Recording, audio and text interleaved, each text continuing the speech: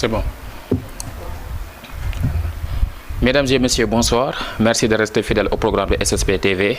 Bienvenue encore à votre émission éducative dénommée La philosophie en question. Une émission exclusivement, en tout cas spécialement réservée à la philosophie.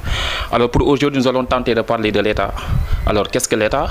Parce que dans la perspective de voir qu'est-ce que l'État, les questions fondamentales et essentielles auxquelles nous sommes confrontés sont les suivantes. Qu'est-ce que l'État? D'où vient l'État? Quelle est la genèse de l'État? Quelle est la finalité, la fonction de l'État? L'État est-il le promoteur ou le fossoyeur de la liberté? Alors, l'homme est par essence qui aspire à vivre en société. Autrement dit, l'homme est un être social. Et quand il vit en société, il éprouve le besoin ardent de manifester totalement sa liberté.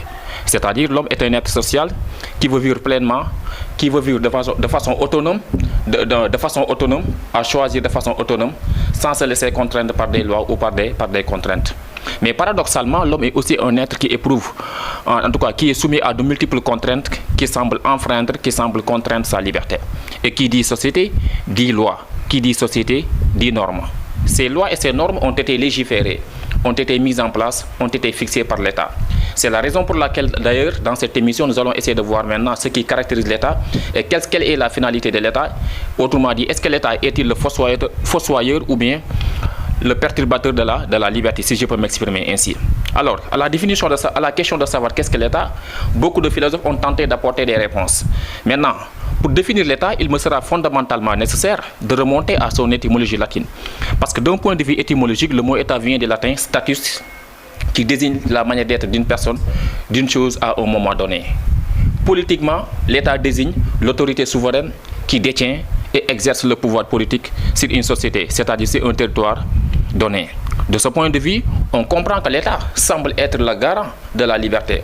De ce point de vue, on comprend que l'État semble être en tout cas l'élément fondamental qui réglemente, qui légifère, ce qu'on appelle qui réglemente, en tout cas qui non seulement qui normalise, en tout cas qui met en place ce qu'on appelle des lois pour réglementer la vie en société.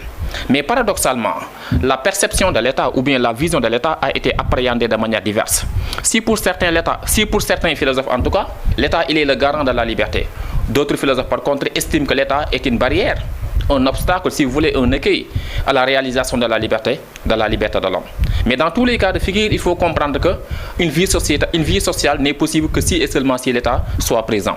Maintenant, il faudra caractériser, évoquer naturellement les trois éléments fondamentaux qui nous permettent d'avoir un État. Parce que pour qu'il y ait État, il faut nécessairement la réunion de trois éléments, que sont un élément matériel, le territoire, un élément charnel, la population, et un élément juridique, le pouvoir et l'institution.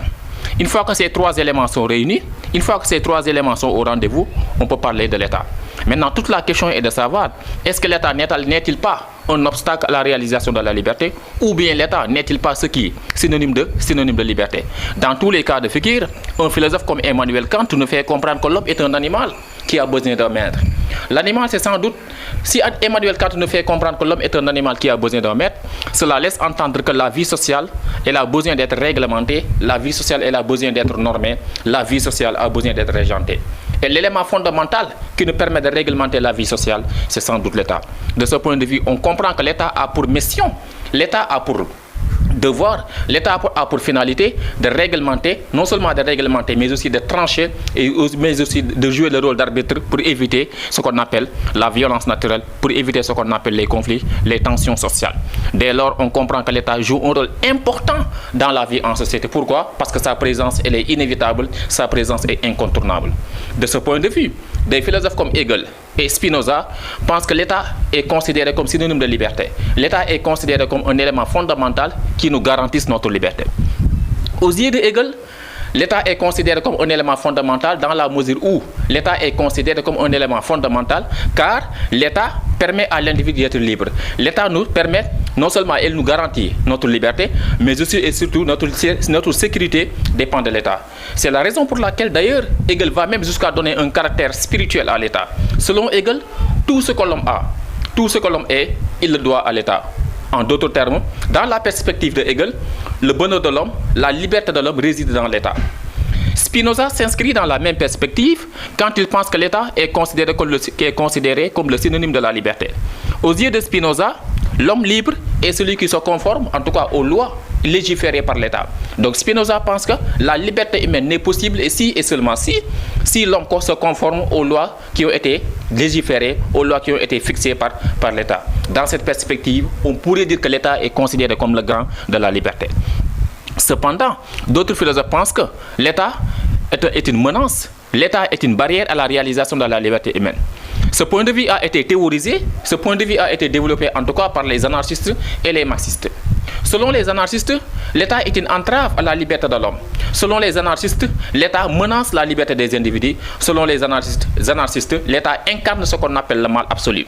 C'est la raison pour laquelle d'ailleurs, nous pouvons comprendre les anarchistes à travers leur position, à travers leur fameux, en tout cas, slogan qui dit, par exemple, ni Dieu, ni maître. Aux yeux des slogans, aux yeux en tout cas des anarchistes, l'individu est considéré comme la valeur suprême. En d'autres termes, l'homme étant un être bon, n'a pas besoin d'être gouverné. Par conséquent, la liberté de l'homme doit être illimitée, la liberté de l'homme doit être sans obstacle, la liberté humaine ne doit pas être bafouée, elle ne doit pas être bâillonnée par l'État. Vu sur cet angle, on comprend que l'État parfois apparaît comme une menace dans la mesure où il nous empêche d'exprimer notre liberté, dans la mesure où il nous empêche d'être pleinement libres. C'est la raison pour laquelle d'ailleurs nous pouvons comprendre, en tout cas l'anarchiste Mikhail Bakounine, qui dit ceci: l'État est un immense cimetière où viennent s'enterrer toutes les manifestations de la liberté individuelle. Donc on comprend dans ce sens que les anarchistes prennent une position radicale vis-à-vis de l'État. Les anarchistes pensent que l'État est un obstacle à la réalisation de la liberté. Dans le même ordre d'idée de penser que, de théoriser l'idée selon laquelle l'État est un obstacle à la réalisation de la liberté humaine, on pourrait évoquer la posture des anarchistes, excusez-moi, la posture des marxistes. Selon les marxistes aussi pensent que l'État, tant qu'il y a l'État dans la société, les hommes ne seront jamais libres. Pourquoi? Parce que l'État n'est jamais impartial, l'État n'est jamais neutre dans son fonctionnement, l'État n'est jamais neutre dans sa démarche. Pourquoi? Parce que l'État a souvent tendance à prendre position sur les prolétaires, sur les bourgeois au détriment des prolétaires. Donc de ce point de vue, on comprend dans ce sens que l'État non seulement il n'est pas neutre dans sa démarche, mais l'État a souvent tendance à privilégier, à donner l'avantage aux bourgeois au détriment des prolétaires.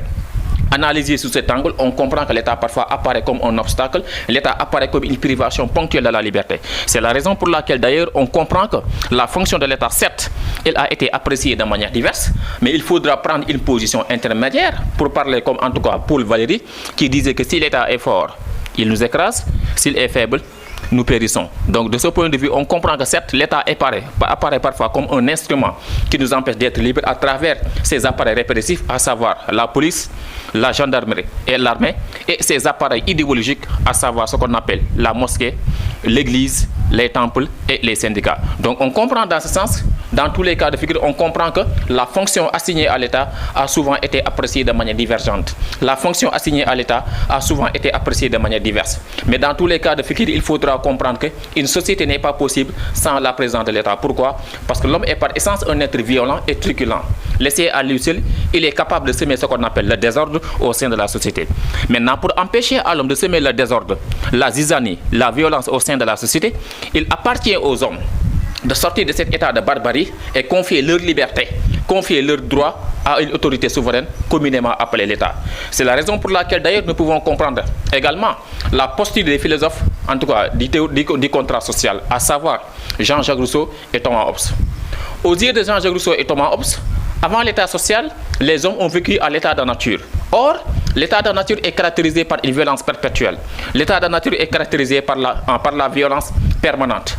Conscient du danger qui guette les hommes, l'homme a décidé de projeter dans un état social. Laquelle projection lui conduit aux lois. Donc, sous ce rapport, on comprend que l'État joue un rôle important dans la formation, dans la vie en société. On comprend que la société, en tout cas l'État joue un rôle fondamental dans la vie en communauté. Donc, on comprend dans ce sens, pour trancher une telle position, il sera fondamentalement nécessaire d'évoquer que, nonobstant le caractère contraignant et coercitif de l'État, l'homme ne peut s'épanouir qu'au sein de la société, sous la présence de l'État.